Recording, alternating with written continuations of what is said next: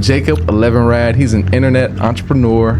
And honestly, Jacob, you're one of those guys that keeps me up at night because I remember when I turned 25, I'm 27 right now, and I was so stressed out because I was like, damn it, I'm not rich and famous. And I'm looking on Instagram and I'm seeing guys like you. These motherfuckers riding around their McLarens, traveling the world at 19, like.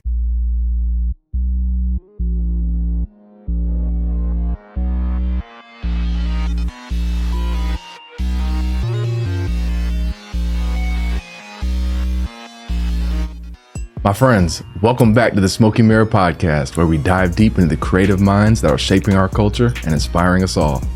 My name is Jordan Jones. I'm your host and fellow creator, and I'm on a mission to spread knowledge and inspiration to help people like you leave your mark on the world. From artists to musicians to entrepreneurs and more, join me as we explore the intentional act of creation and the forces that drive us to do God's work. Shout out to sponsors. Scut is back, baby. They have their first fashion show September 4th at Sony Hall, Manhattan. If you're in New York, pull up. It's going to be a movie. Shout out to Scut. I will now recite the Scut Pledge of Allegiance.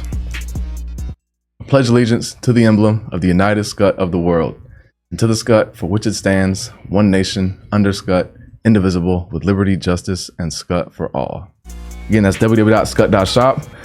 Our supplement sponsor, Become Strong. We have the protein cookies that you can shop right now at bngcookies.com. You can get a $45 box, 10 cookies, limited time offer that we're running through August. That's bngnow.com, giving you all the strength that you need to go through everything and become strong.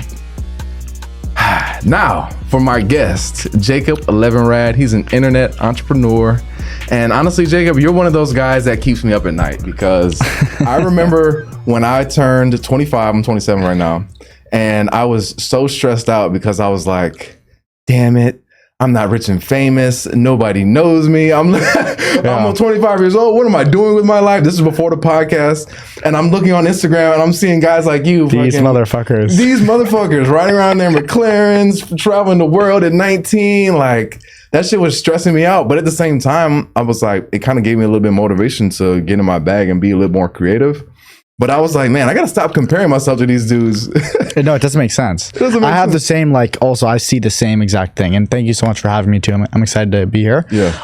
Dude, it's like messed up. And I see the same thing even on social media. Like, some people make just such a disgusting amount of money. It literally stops being comprehensive. Cardone's team, Grant Cardone, a lot of people know him. Yeah. Dude, they're doing $1 billion a year. That's insane. It's just so nuts, man.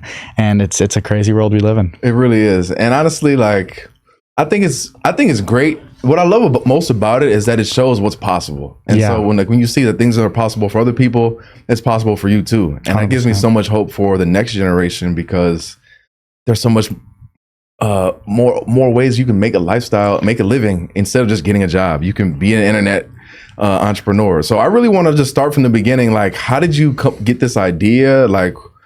Were you on YouTube? How did you get started? And then what was it like making your first $1 million? Yeah, I mean, I think social media is what really was the game changer for me. Even people born 10, 20 years after us, it's going to be so insane how they grow up. Because I think social media, it's going to have a huge impact in it all.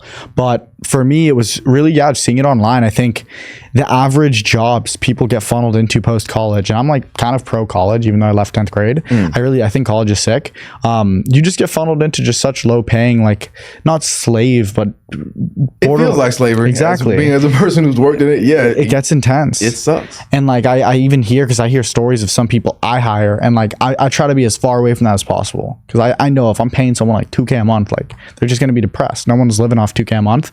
But I think for me, I just knew that I wouldn't be able to survive, with that low amount of income. I didn't have good grades. I wasn't really an academically intelligent person, but both of my parents were semi-self-employed. They'd make 100K, 200K a year. So I was just fuck it. 10th grade, I initially got into sneaker reselling. That did decent. I remember having 10, 20 grand once I did leave school. Really? And then, I hit home. I was trying to sell some different products online. Wait, hold on, pause. So you're selling sneakers, you're buying Yeezys and flipping them? Bro, yeah. I initially, my initial thing that got me into it was actually, I bought my first pair thinking I just scored a crazy deal and they were fake. And like my first $200 I put in, I got scammed by this guy, this old dude too, 50-year-old, fucking scamming like a 16-year-old. That's crazy. Fuck that guy, wherever you are. Fuck that pussy. Yo, scamming a 16-year-old Yeah, is crazy. And my mom's waiting in the car. I'm like, mom, don't come out with me. Like, I want to be independent. I got this. And I check him. I remember looking at him like those Yeezy 350s, man, red stripe, like OG, like after the Duck release. But dude, I knew I needed to do well, especially once I got half kicked out and half dropped out. I was a bit of a demon 10th grade, you know, like we all fuck around in high school, but like I was the like leader of fucking around. Yeah. And they didn't like that. So I got kicked out.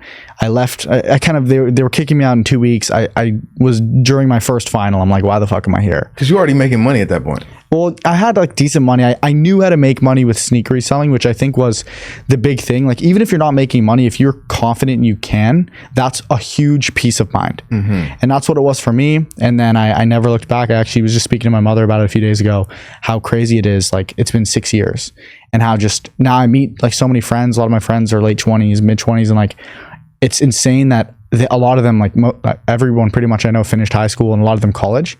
And for me, that 6 year span was just so different. Yeah. And it shaped me to where I am. It's working so far. So hopefully it keeps going. No, that's awesome. Yeah. So I'm still stuck on the sneaker reselling. So you just saved up $200. Well, I had, dude, since I was like, I literally cannot remember a time I didn't have at least like $1,000, $2,000. Like, cause I was just always like a little, like, not a finesser in a bad way, but man, I was like in fifth, sixth grade, I was at a swap meet. I have proof of this too on my website, a swap meet in Fort Lauderdale in Davie. Sketchy ass swap meet, man. And my mom and her like Mazda, she pulled up with me, and I got a banner selling iPhone bumpers. Didn't do well there, but I sold them in my school after, crushed. And I was buying them for $1 on Amazon, 10 pack for $10, selling them for $10. So I was always just like a little, I just needed cash, dude. I was a gambler with my brother, poker and Call of Duty and shit. And then my 13, we have a big birthday. I'm Jewish, so there's a big birthday when you're 13, bar mitzvah. That gave me like $1,000 to $1,500 in gifts, I remember. And from that point on, bro, I always had some cash. And 16 to 18 is where it really like got legit. That's when I left and I really like head down. The Supreme and sneaker reselling, I bought and sold probably $100K worth of shit, made maybe 20, 30 grand. And then I vividly remember that was my first tax year as well. I had, after paying taxes, like 13 grand left. I know because my mom called me, and it was right after I'd paid the taxes. She helped me, and she told me, okay, I just did it. You have 13 grand in your account. My friends were in the car. I'm like, Mom, what the fuck? I was heated. And yo, fucking pizza on you, yeah, dude. But after that, man, it was just, I wouldn't say it's a blur, but it's crazy almost looking back now. It's been a while. I feel like when I was 18, it's like people didn't look at me as legit, but now like 22, I'm turning 23 in 6 months.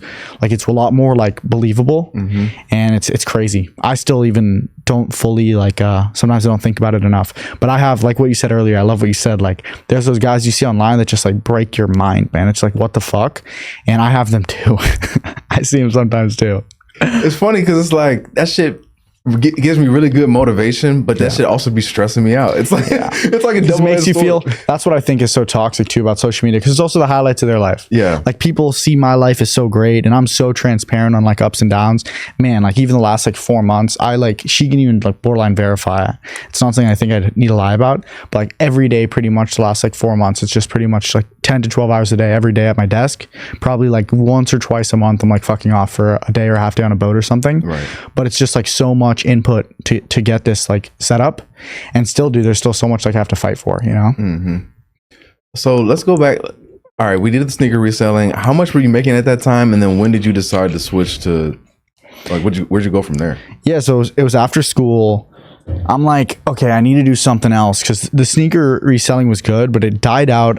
I got, for anyone who knows sneaker reselling, Mac Preem, it was like a Supreme bot. So Thursday, 11 a.m. every day, I was trying to bot Supreme to get the good shit. And I would hit here and there, but like, you know, there's 7 days a week, 24 times 7, like 150 hours a week, whatever it is. I'm not going to fucking do nothing and every Thursday try to hit. Right. So I started picking up other stuff. I was trying to bot other sites, cause and stuff. And then I realized like I could venture off of this sneaker world, which actually ended up a few months later being like sketchy. I'll get to that I got out of it, and I was just looking online. It was Ricky Gutierrez and Hayden Bowles were two guys I watched a lot. They were like me. I saw them like 20, 22, Ferrari, Lambo. I'm like, what the fuck? Right. Like, I need this shit. And man, I saw their content, and I think that was when it clicked for me that, like, you know, they're no different. And something I even know now I've made in total probably at this point 35 million bucks. And I've realized that no human, like, we all come out of the womb just as fucking dumb. And through our life, we're gaining all this knowledge, some good, some bad. And unfortunately, some people are in better or worse spots, you know, but fundamentally, any info someone took in, no matter how privileged or lucky they might look, like you can take in. Right. And that's what I think I realized subconsciously at an early age, and it started coming to more consciously as I grew. 18, 19, 20, I really started realizing, holy shit, look at the people doing great, mimic them, learn from them, get coaching from them, and you're going to start doing like just as good. And then that also in hindsight 21, then I started becoming a coach. So that's funny. But yeah, the sneaker reselling, it transitioned mainly into initially trading and dropshipping. The trading I didn't do well at all. I think like Forex trading? No, it was all stocks. I was doing like the Think or Swim, I think it's called. Think or Swim, yeah. So I tried it twice in my life. First time was like no money. It was penny stocks. Like I don't even know why I tried it. I just was so lost. I think when you're trying to figure something out, you just do like anything to occupy your time, especially like if you believe in it. Someone maybe made you believe in it. But it was then drop shipping that really hit. I didn't buy a course. I remember, I don't even think Hayden had a course yet. Hayden Ballas, he still does coaching for drop shipping. He still does it. He just like motivated me. I watched a lot of YouTube videos and I got pretty lucky. That first product that hit, it like wasn't that good. You know, I had a pretty shitty site. The ad I filmed was literally 4 pieces of white cardboard I hard glued together. I was really into like mechanic-y shit. I was going to be a mechanic. That was my idea when I was like 15. I hot glued 4 pieces of whiteboard, made like a white box, put the fucking fake AirPods in it on a cake spinning table. You know what cake guys use to ice a cake? Yeah. And I just spun that shit, man. I videoed it, I swear to God. And that shit hit? It hit, dude. Went viral? I ran an ad. No, it was all ads mainly, but I ran an ad to it, and like day one, I spent around like probably $100. And I remember vividly I was getting 4x return on my ad spend.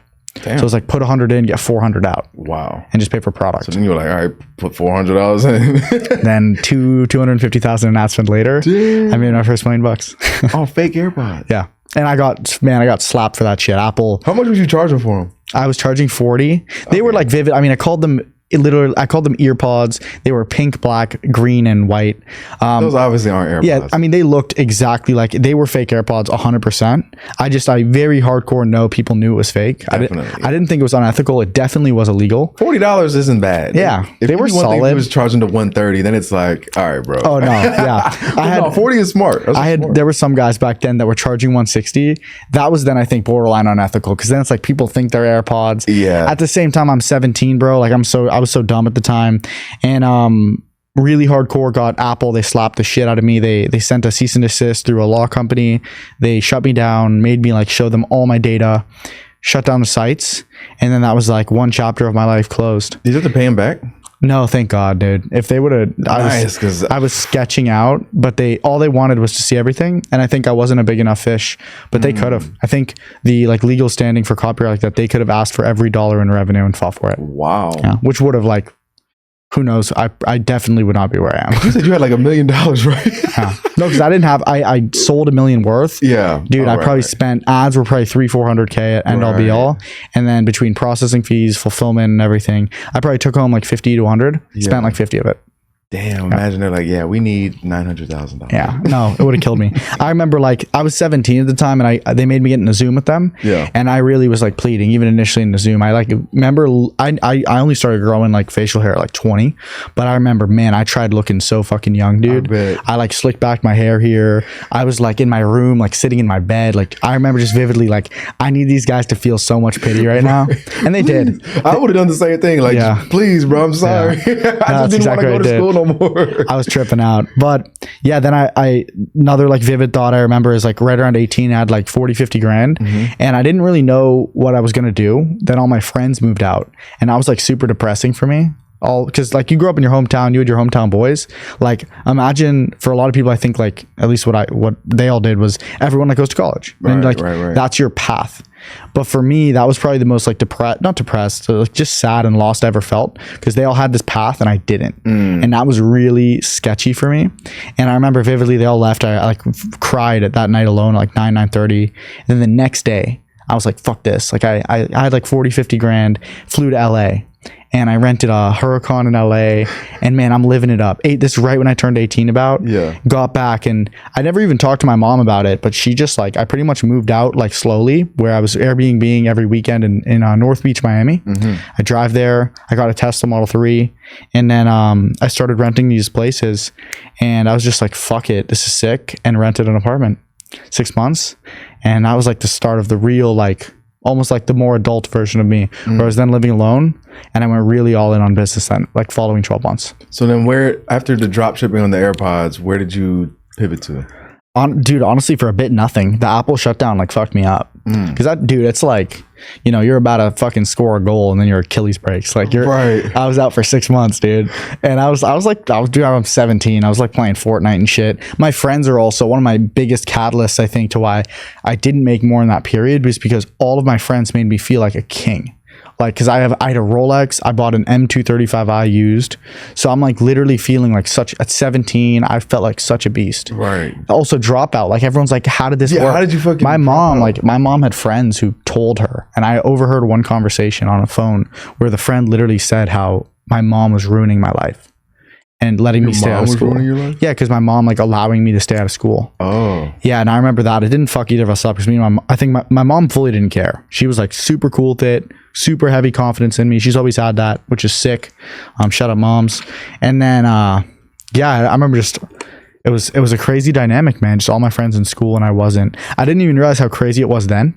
I more so look back now. And I'm like, man, that was fucking crazy. So wait, it was just your mom, like your dad wasn't around? No, so I grew up mainly in my teens just with like my mom. Okay. My dad, I love my dad to death. He didn't live with us, and he had a different place, and I visited him here and there. So mom was just confident that you were gonna make money. She's like, yo, he's been doing this for his whole life. Yeah, like, I'm not worried about it. I think for her too, like worst case, I would fucking go and like, you know, be a mechanic, right? Or something. That I told her I'd get a GED. Yeah. And then like once I started making some cash, I remember saying I'm not going to get a GED. And then I said, I'm going to write a book later on, because literally almost everyone I told, especially older people, like 35, 40 plus, oh, but you got a GED, right? Right. And I would just tell them like, nah, I didn't, and I don't plan to do it. I'm going to write a book about it. And that's why I have the license plate too. No GED. Yeah, I like that. That's just hard. Because it's just funny, dude. And I was in Bimini, Bahamas recently, just fucking around there. I kind of went there solo just to reset my head. And I met these guys gambling, and fucking they realized, like, they kept looking at me. I'm like, why the fuck these guys keep looking at me? I'll here and there I'll get recognized, but these guys were like 60 and 55 couple. And he's like, man, I think I've seen you. You have that purple McLaren with the license plate. And I'm like, yeah, bro, that's me. It was funny. But I like that. I think it simplifies a lot for me. Yeah, no, I love the McLaren. That shit is, I mean, because at the end of the day, we're trying to get our freedom. And that's my biggest gripe on going to college. It was like, they didn't teach me how to make money, but there were obvious ways that I could have made money. For example, I graduated in 2018 and I got a marketing degree, but they didn't teach me anything about social media marketing. They didn't teach me anything about SEO. They didn't teach me anything about graphic design. They didn't say, hey, you're probably going to need to know how to make a flyer. No, here's Canva. Literally none of that. It's like just this like certification that lacks the skill, but it is a certification you get. I think tons of networking too. That's my biggest like win I think I've seen people get from college. You meet people. Definitely. And that leads you a lot. But that's what's so crazy to me. It's like, it's almost a pre-constructed path they made to keep people in check and like almost create working class slaves. Because really what your GPA is your ability to follow instructions. And it's like insane. When you're an employer and you're hiring people, like, it's ideal. I want to get the guy who's going to just do what I say. Yeah. So yeah, I mean, they're charging $40,000. I'm like, bro, I could have paid somebody. You know, people are only charging a couple $1,000s for a course on drop shipping, Faceless, YouTube, whatever. Imagine you're 16, 17 years old. Your dad's like, oh yeah, instead of going to school, I'm just going to pay $8,000. You're going to learn this course, and then you're going to be making money. Like, absurd. Especially if you learn from the right people. Yeah. I would say to people too, like one thing I wish I did in the beginning was way harder on like YouTube. And because I never really paid coaches initially, I would have. I just literally couldn't. There weren't really coaches hardcore around back then. Yeah. I wish that I went way harder learning on YouTube and finding those like few gems. Because I'd say like out of every like make money guy online you meet, maybe 10% of the ones you see will really, one, resonate with you, and two, be legit. But the resonate with you is really important too.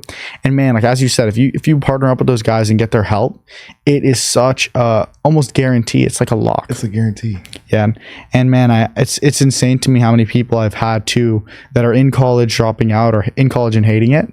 I had a girl come to me today, like in my DMs crying pretty much. Like, I finished college, I'm in life insurance now. It fucking sucks. Yeah. And it's just so insane that she's now, I think 24, 25. Obviously age doesn't matter too much, but like those 4 or 5 years, even high school, really 8 years she put it. Now, if she doesn't use that, it's just theoretically, it's kind of time down the drain. Literally. Which is crazy. And it be making me sick about mine. Cause I'm just thinking, I'm like, my degree, like I'm in sales now. I don't even use my degree. I could have been doing sales from 16, 17 years old. I've always been good at presenting PowerPoints and shit, you know? But there's always crazy. I always, because I have those same thoughts in my head too. Like, what if I did this, that? I always think too that there's like so many pros too that you've been through in life that like allowed you to be here, you know? I agree.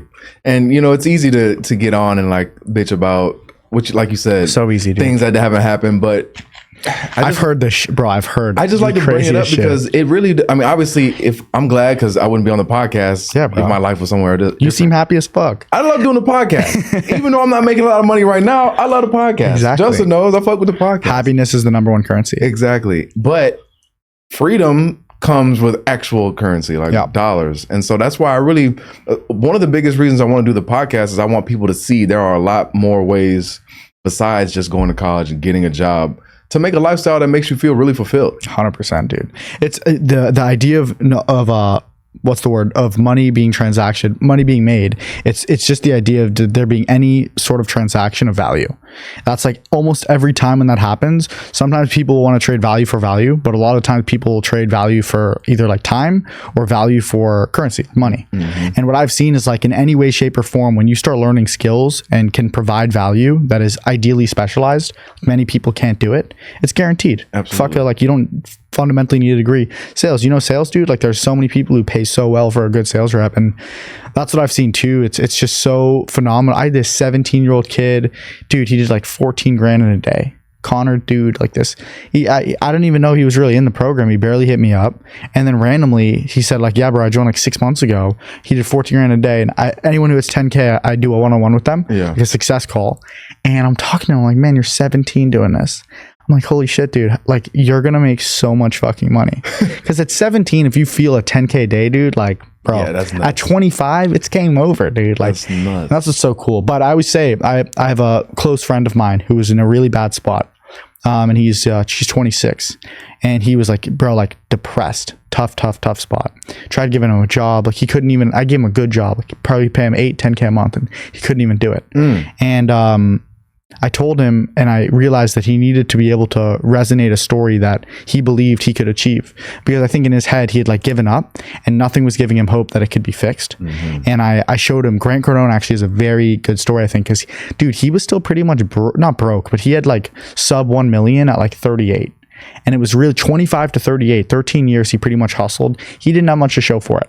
No real like hardcore real estate on a positive basis, like probably maybe a few $100K to his name.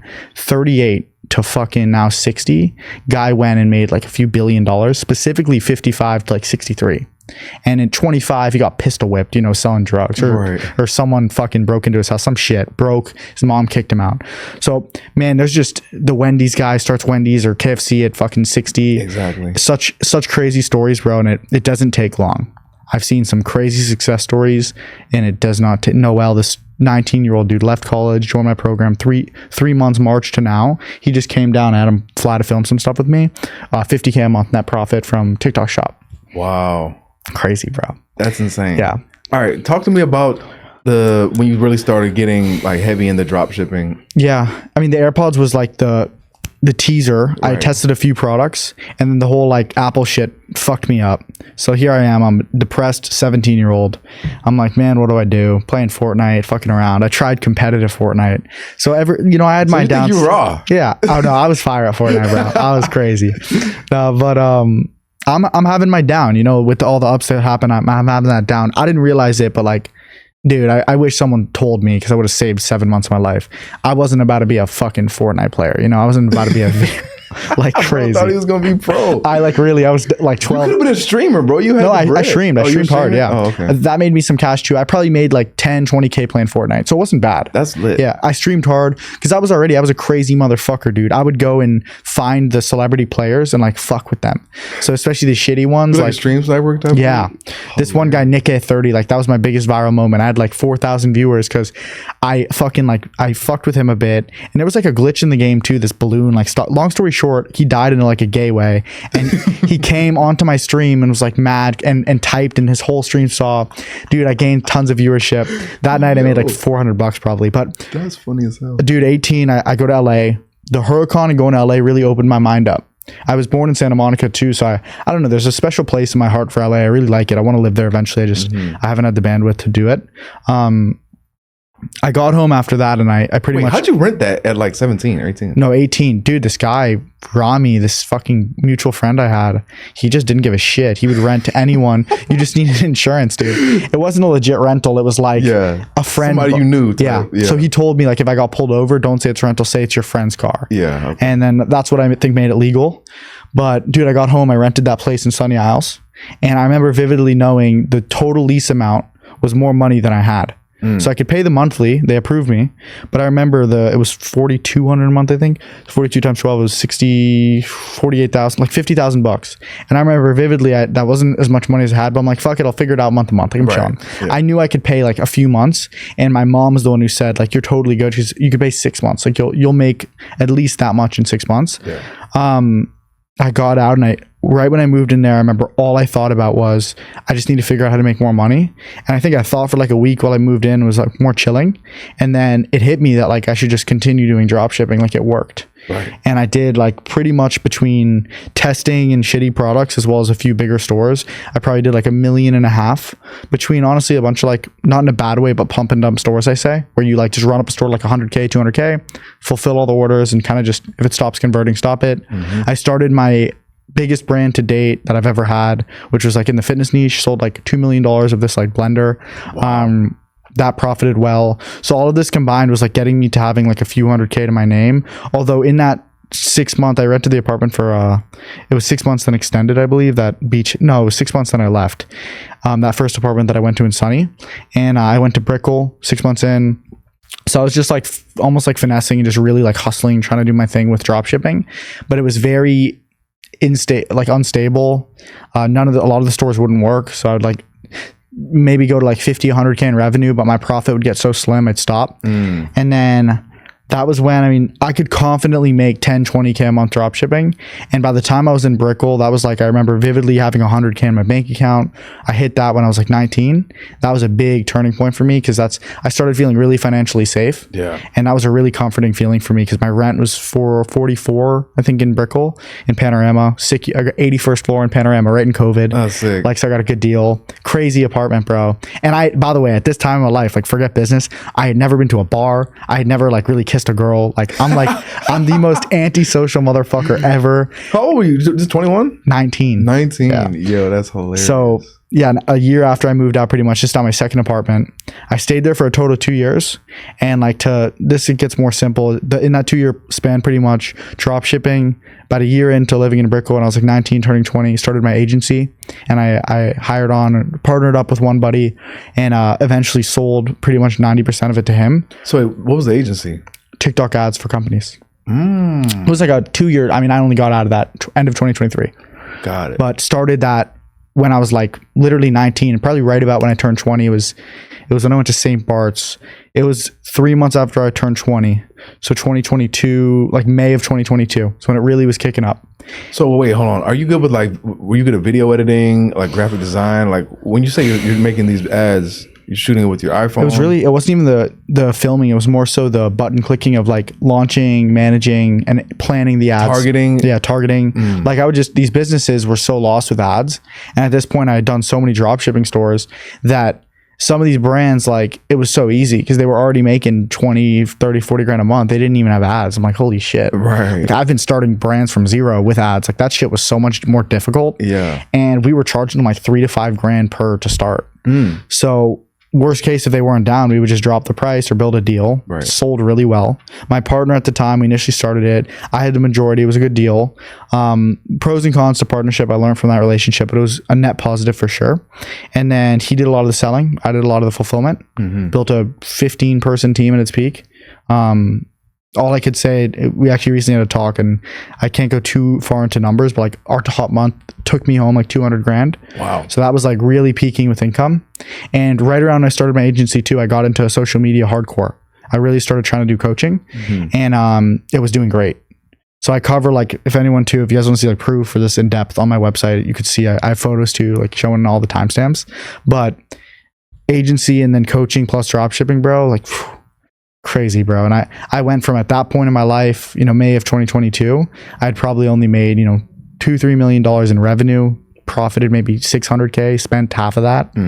And then 2022, 2023, I probably did like a good like 10 million, 12 million between coaching, drop shipping, and agency. And man, it was like it was fun. That's awesome. It was fun. Yeah. What were you doing with all that money? I bought a Lambo. I bought a Urus. Few watches. I had like 100K in watches. I was a bit dumb, honestly. I partied a good amount. I had like a phase. I was just, reason I could say it's on my website too, I just fully updated my website with, I wrote out like a whole Dan Bilzerian type life story, right? Like his book, he goes through his whole life story. I liked it. So I almost remade it on my homepage of my website. And in 2022 and 2023, with all that cash, I kind of was getting very comfortable and just like a bit, I was very loose with spending. Like, dude, I was just a little demon.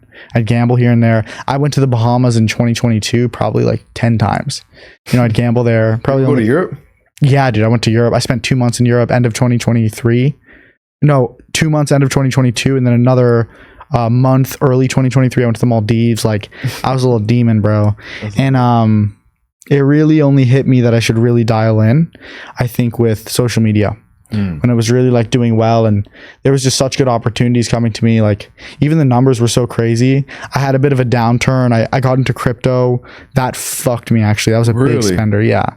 In 2022, I believe, Q1, Q2, the first 6 months of the year, this is like right around / before my agency, crypto depleted a lot of my cash. I remember putting like 250K into altcoins, like the smaller coins. Damn. Dude, like right at the top. And I got nuked on that. But I got screwed on crypto twice. Crypto's just been a net loss for me so far. Damn. I made a little bit, like last year it was easier because I was way less risky. Yeah. And I just really didn't give a fuck, especially I had so much more cash to play with. But yeah, dude. Then 2023, I really solidified the agency, drop shipping, and e-com sites, and coaching. And then those three things, coaching, agency, e-com, end of last year, now like we're in 2024, January, I really decided December was when I cut pretty much, not in a bad way, but cut ties, got out of the agency. I sold off my side to the partner I had. I was cool with it. And e-com, I still had, I hired on some good people and I sold a bit of that to like just lower my workload. And my whole thing now is I'm trying to more so like own businesses and invest in businesses rather than operating them, and doing that through like my coaching and social media setup. And yeah, that's what I'm kind of focused on now, 2024. Talk to me more about the owning and owning versus operating. It's like a crazy, it's a crazy change, and writing about it too, it made me open my mind to it a lot more to be able to, I think, verbalize my thoughts to it. But the biggest difference, I think, is, at this point I have a good amount of cash, a good amount of like skill and knowledge to where like, I just want to build a beautiful business. Either I own outright or maybe I own a part of, build a great team there, and I don't want to be needed at all. Yeah. And that idea of duplicating yourself is very difficult. I'm still learning it. I'm not perfect at it at all. And if you fuck up, if you leave that business before it's ready, it could fail for sure. It almost happened with me last year. Really everything I've done has had its ups and downs, but leaving a business has been the almost guaranteed way. If I leave it too early, like it just starts plateauing bad. But I'm really just trying to, right now I have like 5 companies pretty much. I either like own or am like a equity owner of at a small or medium scale. And I'm just trying to like help them grow. And I think it's a cool dynamic. I'm still trying to like kind of figure out how intense, or I guess not as intense, I want to be involved in the company. Right now it's just been a kind of deal by deal thing, and we talk on what my role is and my team's role is, and I'm building out a team that then can help me manage those companies. So it won't even just me just be me owning and managing. It could then be almost like a business above the businesses. And that's my vision with it. I always tell people it's like a baby between Tony Robbins, Alex Hormozy, and Grant Cardone. That's what I'm going for right now. A baby. Yeah.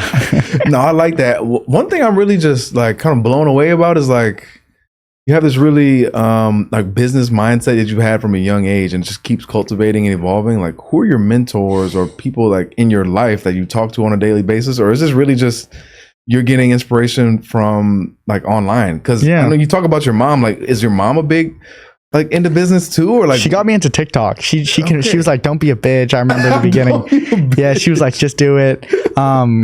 Cause I don't know. Shout I think out to mom, by the way. Yeah, shout out moms. Like, I think everyone, you definitely take in most of your traits and knowledge from other people. I think almost everyone does, or books. You know, it can't be from it has to be from something. For me, Luca Netz was a big role model for me. I had the pleasure of also like meeting him.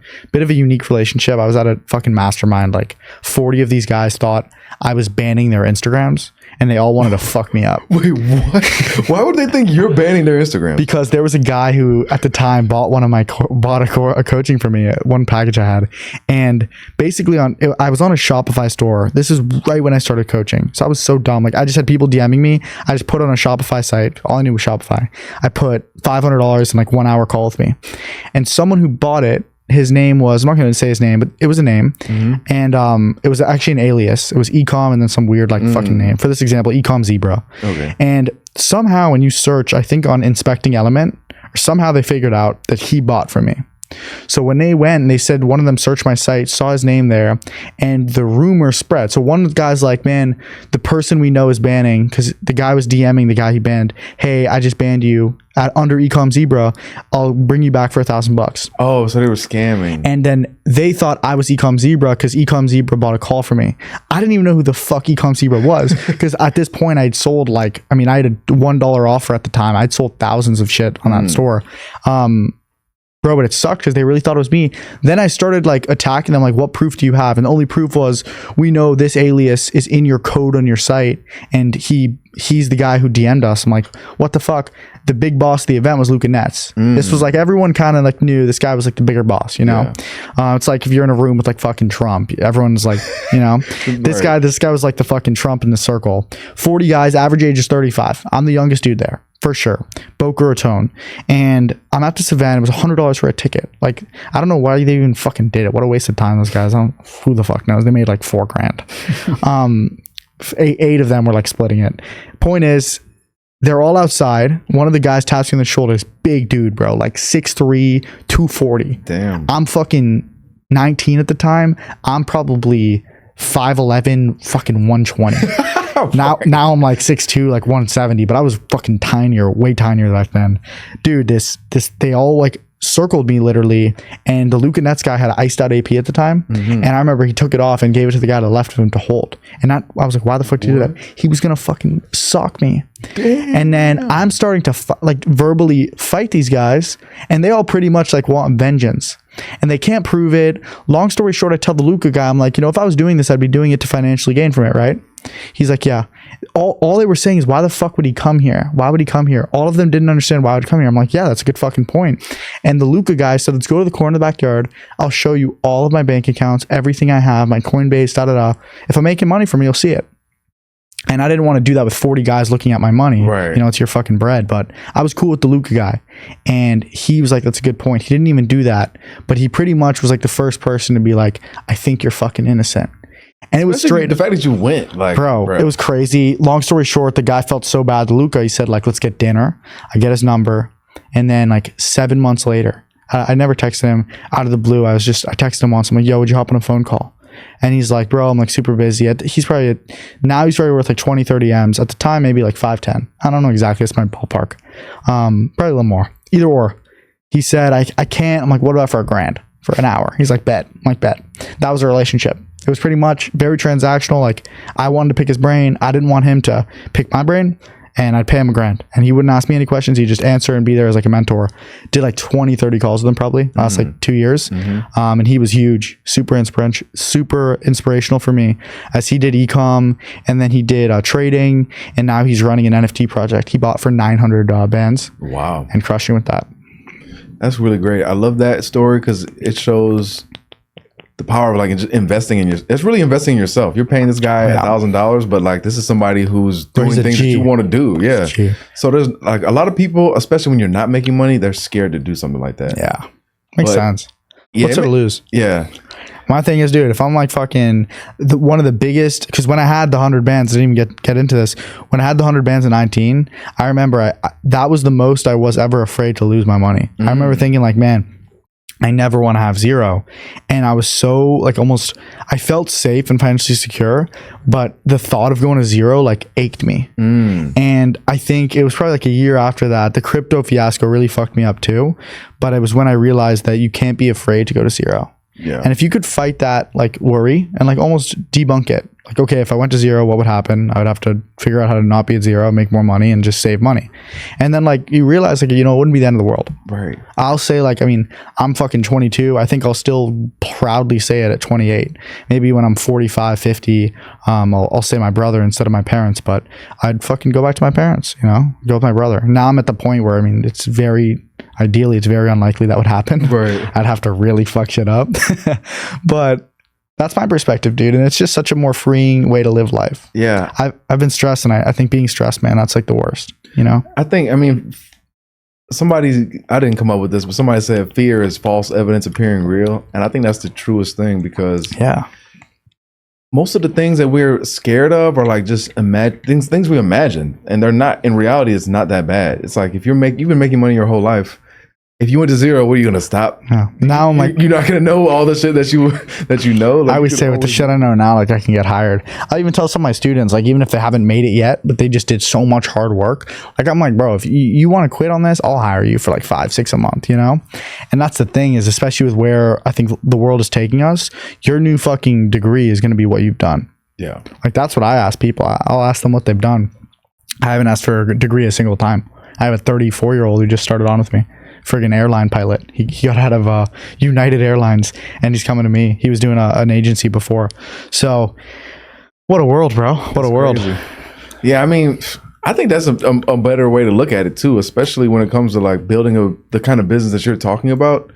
It's more about relationship building than it is about, let me 100%. Check a box that you went to this school or you got this GPA. 100%. Bro, if you can get people like past even liking you, man, when you could be a truly good person and really care, man, the shit people will do for you, like you can build an army. And I think that's what I've been good at is I've had some tough times, especially with like business, as every business owner can always say, unless they're fucking lying.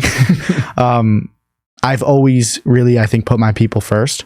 And I think that's why a lot of people work with me, care for me, and believe in me. The agency, for instance, dude, like I started that when I was 20, bro, and I got 15 people at one point working for us. Like my coaching business at this point, it's a few dozen people with my social media editing.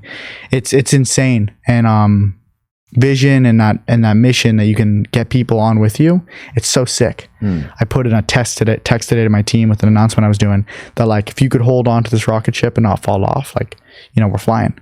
And I'm really confident. I hope you guys are confident in me to not fuck it up.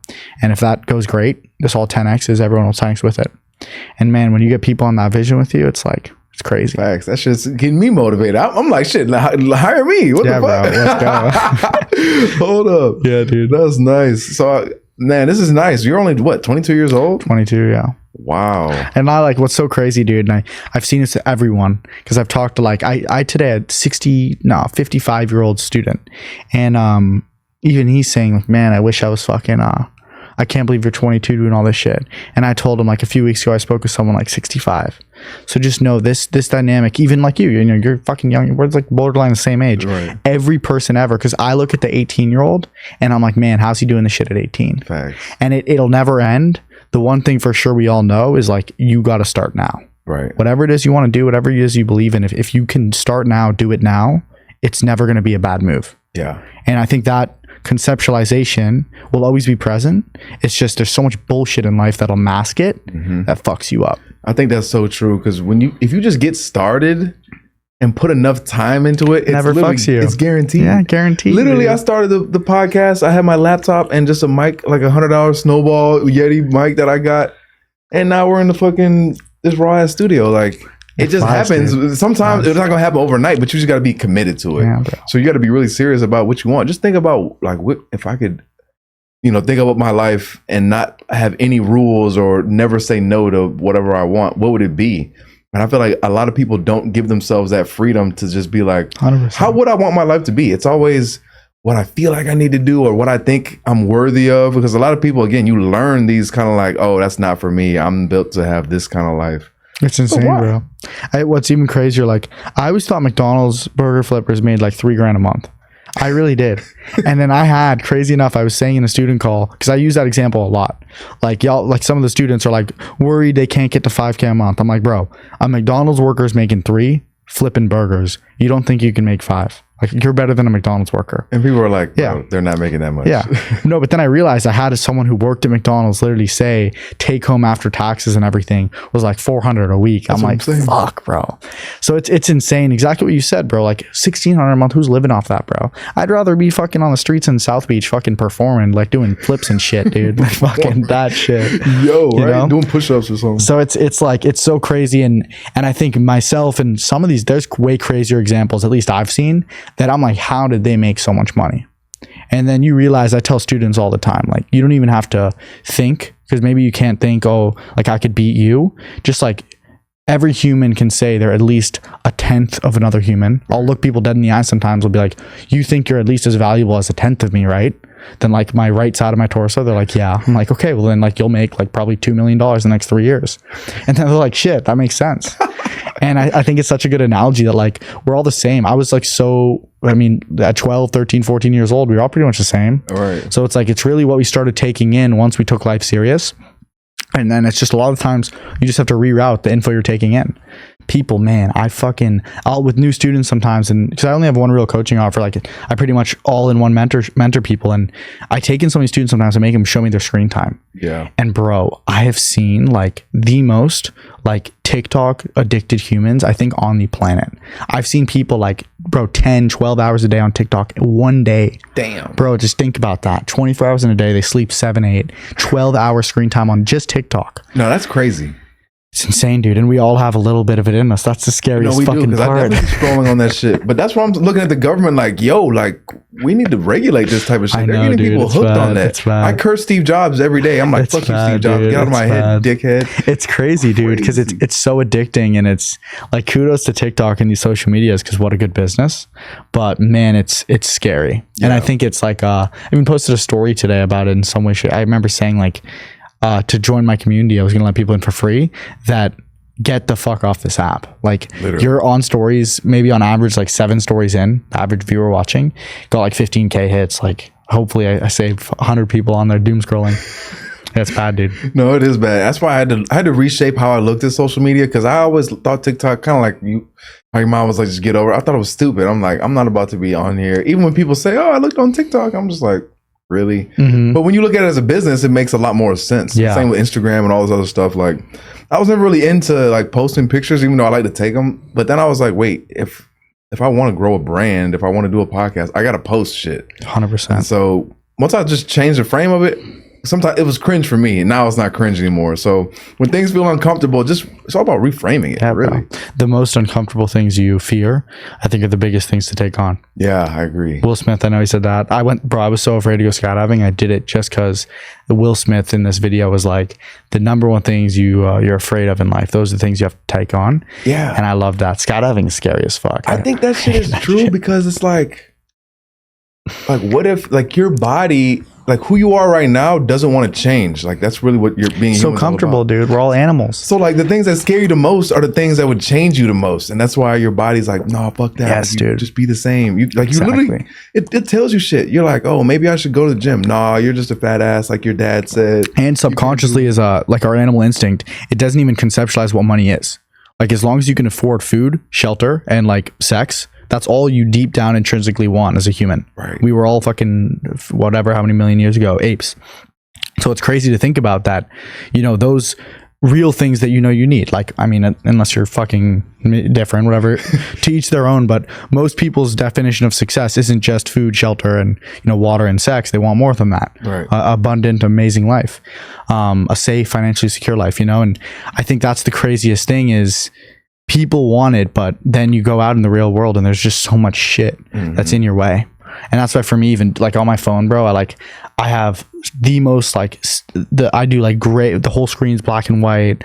All my apps don't even work in the daytime. And I have this app, Opal, shout out Opal, new app. 2 months ago I got it. I just started recommending it to people. In the past I would just turn off my phone and shit. This new app, dude, you can set it on a mode where it literally makes your phone like unusable. Like, bro, you can make it like Instagram, these apps, you fully cannot go on. I think I am gonna get that. Yeah, Opal, OPOL. Like, there's some apps that like screen time. Are you sure you want to go in? Right, I'm hitting 15 minutes. No, bitch. but this one, like, you can't snooze that shit. Like I had one time I had to get into Instagram and I was trying to figure out a way around it. I deleted the app, it still wouldn't let me in. That's awesome. Yeah, so it was cool. But I've seen just so many people, like, literally, it's gambling's like worse. Gambling is one of the worst habits I think on the planet. But alcohol too. Dude, specifically social media, it's so masked. People don't see how much it's fucking them. And like, you know, even in business, when people start in business, everyone knows you can make money in business. A lot of people know what to do. It's free on the internet. So then it comes down to like, why isn't everyone rich? And then I forget the actual wording for it. There's a word for it, but it comes down to the true great players, the successful people. They just fundamentally were better than others on their inputs. They cut out the distractions. They really just did more shit. And it's just crazy to think about that we all have this available, but only some people, you know, end up being a millionaire, making $1 million a year. It's insane. I think because at the end of the day, you do have to put in work. Yeah. It looks easy, and no matter what on social media is going to be sexy, but when you're putting in the hours, that's just not sexy. And you really have to be committed to doing it consistently over time to see the results that you want to get. It sucks. And not too many people are willing to commit to doing that. It sucks, dude. We hate doing it, you know? Yeah. We hate doing it. And it's an interesting, I think, issue and problem that a lot of people face is a lot of the times it's not even what they, you know, need to do, it's what they need to not do. And people can't seem to put that into a conscious state and live it every day. I have a checklist, bro, in the morning of shit I stay away from. Like, it's so easy, I think, in the morning because you're a little groggy. That's when I think most people struggle. And dude, you look at your day, like I do what's called a power grid every 2 weeks or so. I'll look at what I did the last week, break it down. And it's like, okay, you had 14 times 7 waking hours, 14 hours a day times 7 for a week. So 98 waking hours. I'll normally bring it down to like 90, an hour or so every morning to like brush your teeth and shit. So 90 waking hours. What'd you accomplish that week? And then I evaluate the tasks. So it's minus 100 an hour, 0, 10 an hour, 100 an hour, 1,000 an hour, 10,000 an hour. To anyone who thinks they can't make a 10,000 an hour task, trust me, you can. I would say even a book like Tax-Free Wealth, you read that book, you're going to save probably 10% a year in taxes. And if you do that, even if you're making 30K a year, it's 3K a year. Wait, say that book again? Tax-Free Wealth. Tax-Free Wealth. So even if you're fucking making 30 grand a year, paying 7K a year in taxes, let's just say, you save $700 a year in taxes over 50 years. You just got yourself what? About 40 grand? Yeah. For a 4-hour book, 10K an hour. Point is, anyone can make 10K an hour, but then you look at your tasks you did just so much bullshit. I remember the first time I did it, and I was like a millionaire first time I did it. And even me, I looked at all the dumb shit I was doing. I'm like, fuck. And man, it's such a problem. I even like it, my brain really, like, I'm trying to figure out almost a way to solve it even better for people I work with and people around me, but it sucks to see. I definitely feel that because I be thinking, I'm like, man, I get a lot done and I do be fucking around, you know, like just having fun or just relaxing. I'm just like, damn, like why can't phone, text, bro, playing the game, you know, the new college football comes out. You know, people call you, bro. Yeah, my biggest pet peeve, like motherfuckers in my life know I could love someone, man, like one of my boys. But if that motherfucker's calling me at like 2 p.m., dude, I would literally like text him like, bro, you do this again, I'll block your ass. Right. I'm trying to lock in. I have one friend, I love him to death. Shout out Kyle. But this guy, I hate calls. He knows that. He hates texts. So our dichotomy is terrible because we can never speak. Like I'll text him something to get done or let's do this. And he calls me instantly. I'm like, bro, it's 4 in the afternoon. Because that's the thing is everyone like laughs about it. Even us, we're laughing about it. But bro, like if you're doing something and someone FaceTimes you, it's like a fucking car just fucking T-boned you. Literally. Like your brain is complete because we're not built to multitask. So your brain completely shifts its focus. And then to get back into that full momentum deep work, like it takes a good 30 minutes, hour of focus.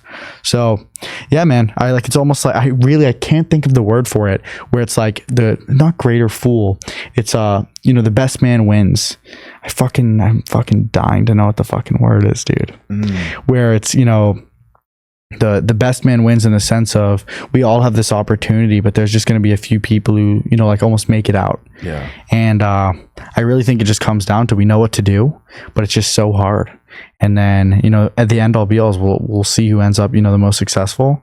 But you look back time and time again, it's almost always the guys who just work extremely hard. Yeah. It's the biggest common denominator. That's real. Jacob, we've had a really great conversation so far. I do want to close by giving you opportunity to kind of say if people want to like tap in with you, join the course, get some coaching, where can they find that? 100%. So easiest place to find me, Make Money with Jacob on TikTok. If not, you can search my name, jacoblevinrad.com online. Both work. TikTok's easier. And yeah. Dope. Hey man, I appreciate you. You dropped a lot of gems, and I think you're bro. really gonna inspire people to make money. And then even if you're making money, see like you can still get more. What's the word I'm looking for? Make more. Yeah, you can make more. Be a mogul. You know what I'm saying? Like, don't just settle for the Lamborghinis. Like, get to the generational wealth. Bro, I'm trying to buy a plane. I'm getting my pilot's license right now. I want to buy a plane. Oh, that's sick. I actually have a friend who like trains people to. You know, it's easy. It's That's fun. I mean, I won't say it's easy, but it's like driving a car. You just hop in. Oh, babe, let's go to the Keys. No, it's so lit. I'm trying to get that for the Bahamas too, bro. Bahamas, exactly. quick. You can just hop in your. Yeah, it never ends, dude. It never ends. So that's my thing, dude. Once you make a bit, no reason you can't make more. I love that. All right, Jake, we're gonna need like a 5-year update soon. Yeah, dude. We'll connect again. Probably earlier than that, but Connect again. Awesome. Awesome, All bro. right, man. Thanks. Peace.